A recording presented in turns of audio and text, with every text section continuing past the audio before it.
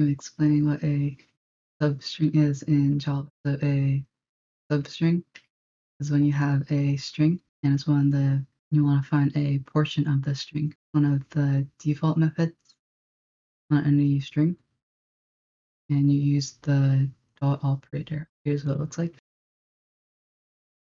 When you use the dot operator, see the substring to it. You have to specify the starting index or the starting and the ending index. The starting index is inclusive, meaning that it counts, and the end index exclusive, meaning it doesn't count. We're going to make a longer string.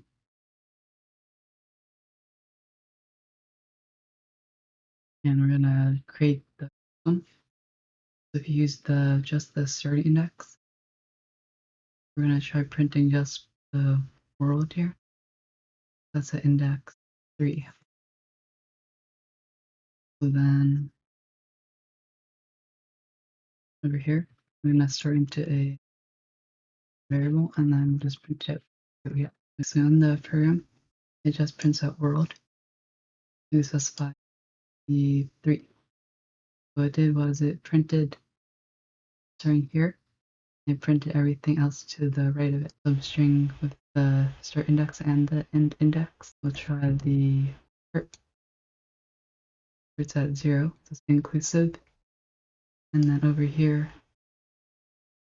2. Inclusive. And now print this out. We'll get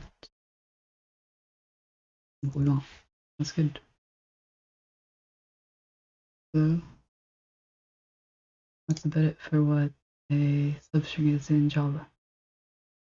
But to sum things up, substring is a default method on any string, and you can use it in 2 different ways. The first is using just the start index, and the second is using the start index and the ending index.